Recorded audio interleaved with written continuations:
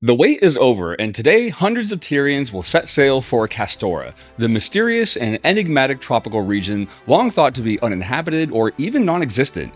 But brimming with ley energy, it's also now brimming with inquests, so it's up to you and the rest of the Tyrian Alliance to investigate.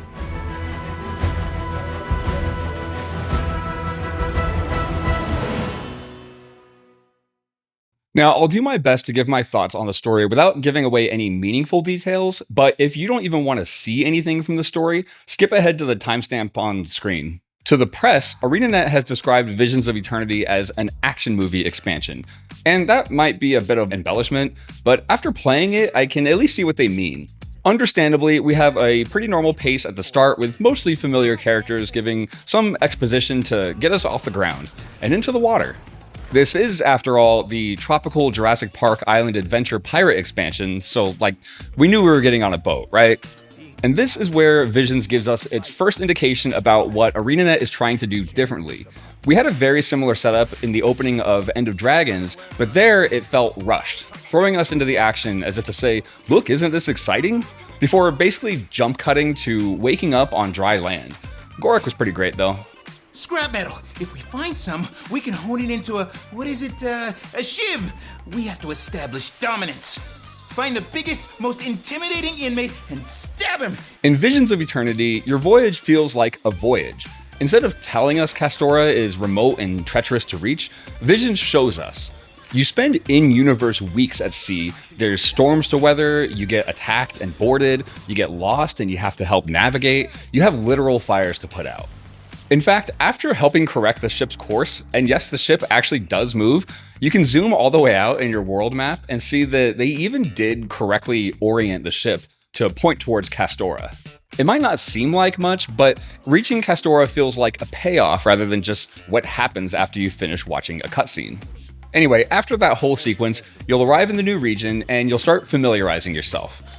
The story will hold your hand, of course, introducing you to key characters, establishing the local cultures, and giving you a sense of what life is like for your fellow castaways. There's a good amount of further exposition, and thankfully, the story stays pretty single-threaded, avoiding that trap that some Guild Wars 2 narratives fall into, where they try to front-load too much lore onto the player, and then they struggle to keep you engaged with what's actually happening and what actually matters. I wish I could say Visions didn't fall into the other classic Guild Wars 2 story trap though, which is the busy work.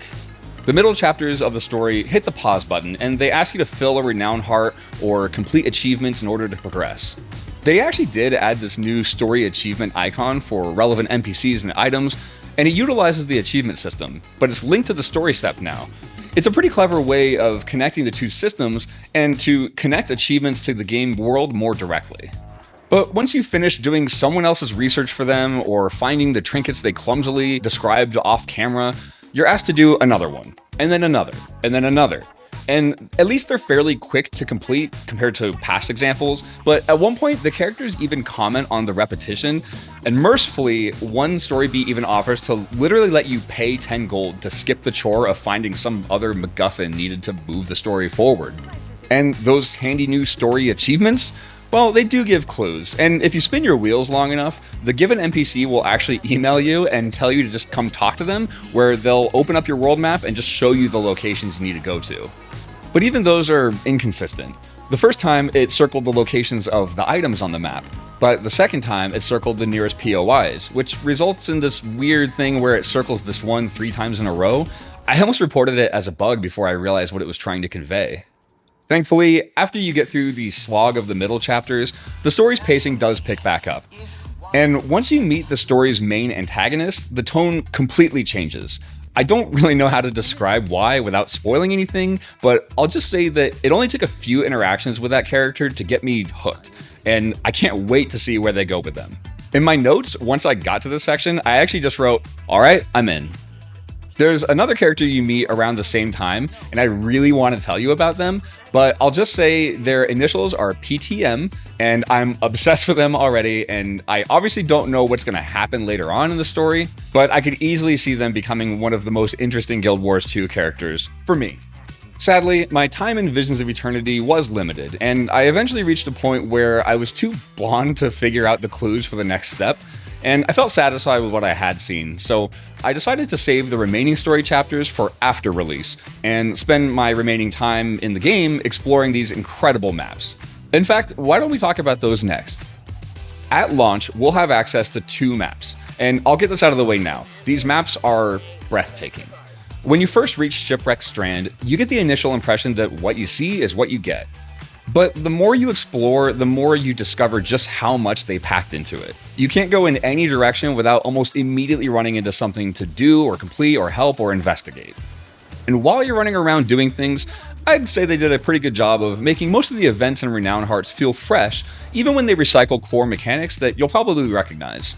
A lot of tasks feel novel, but familiar. Though I will say, be ready to do a lot of Simon Says hacking whenever you're near anything Inquest related. The second map, Starlit Weald, is just as nice to look at, if not more so. The landscape is diverse, dynamic, and it feels handcrafted. And like Shipwreck Strand, you can't walk in any direction for long before running into a camp to rescue from attack or Inquest experiments to sabotage. The achievements and the events will naturally tour you through the various regions in Castora, but just when you think you've seen everything, you stumble into some ancient ruins with its own ecosystem of flora and fauna and researchers who always need a hand studying these strange creatures.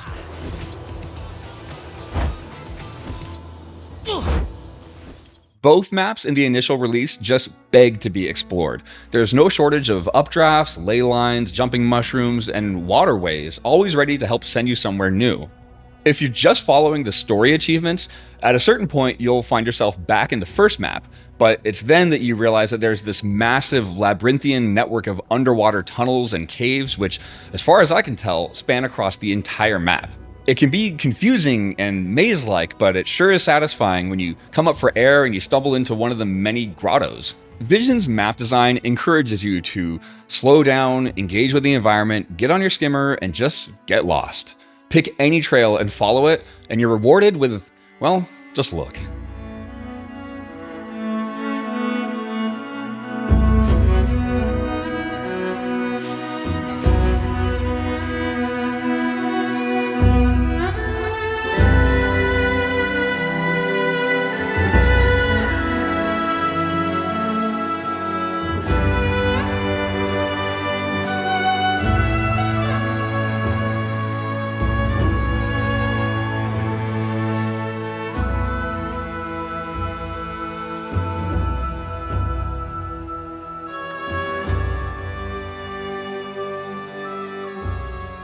I may still be in the honeymoon phase, but I don't think I'm overstating how well done these maps are. I'm sure people will find things they dislike about them, but overall, if you enjoyed Lowland Shore last year, you're gonna love Castora.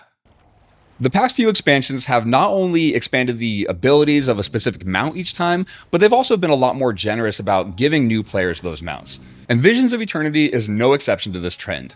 You'll unlock the Skimmer in Chapter 2 of the story, and it's a pretty quick and easy unlock. It even uses those new story achievement icons I mentioned earlier. The Masteries and abilities are what you're here for, though.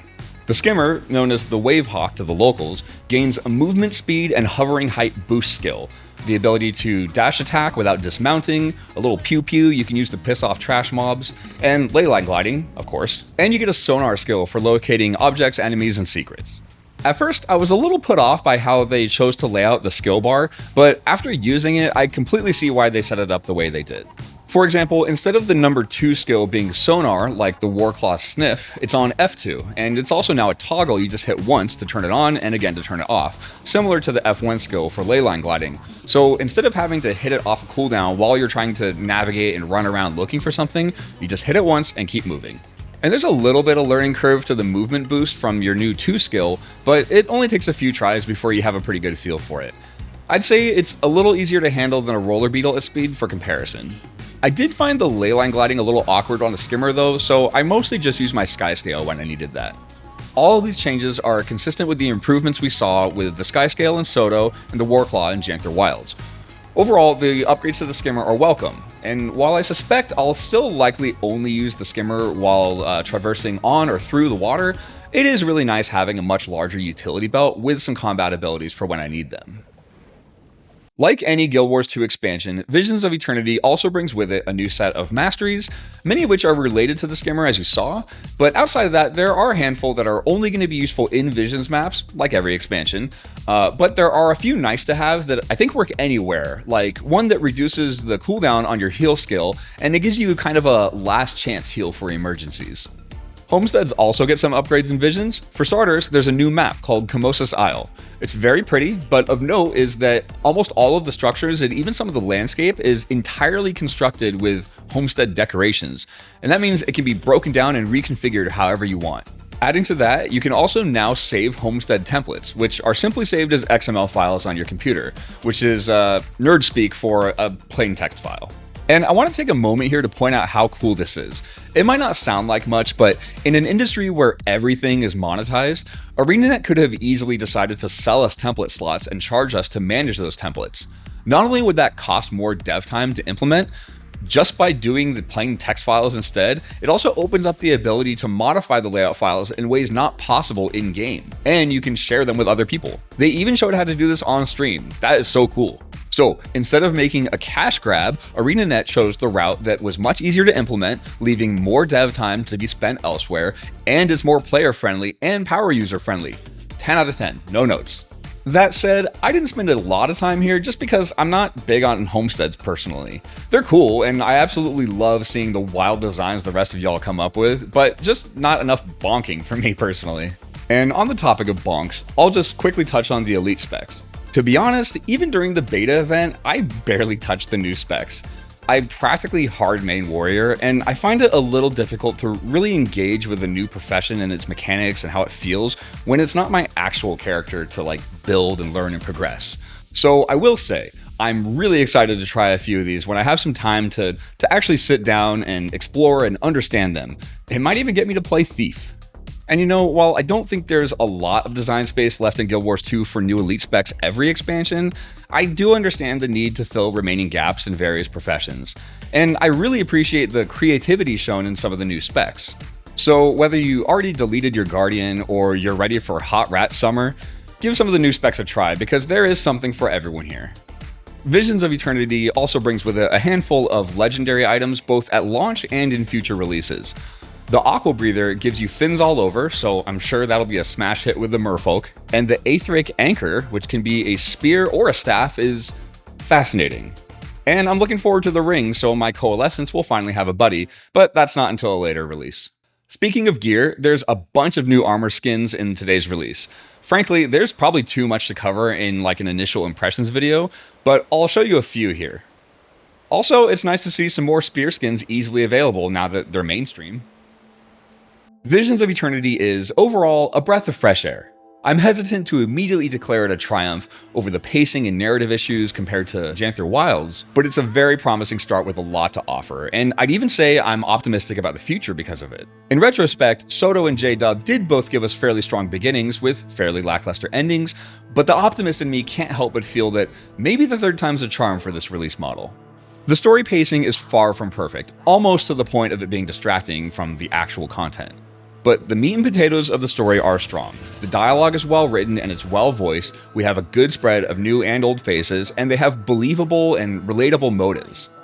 If ArenaNet ends up letting us cash the check they've written, this story could end up being on the same level as Living World Season 4, for me at least. Knock on wood. Over the upcoming releases, we have more legendary equipment heading our way, an update for the wardrobe system, which will add fashion templates, finally, a complete rework of the strikes and raid systems with quick play, new raid encounters, a new fractal, a new convergence, and probably a lot more that I can't think of right now. Before I go, I have to give a huge thanks to ArenaNet for this early look of Visions of Eternity and making this video possible. If you're interested in picking up the new expansion, please consider using my affiliate link in the description below. It doesn't cost anything extra and it really helps support the channel. But either way, I really hope you enjoyed exploring Castora with me, and I'll see you on the beach.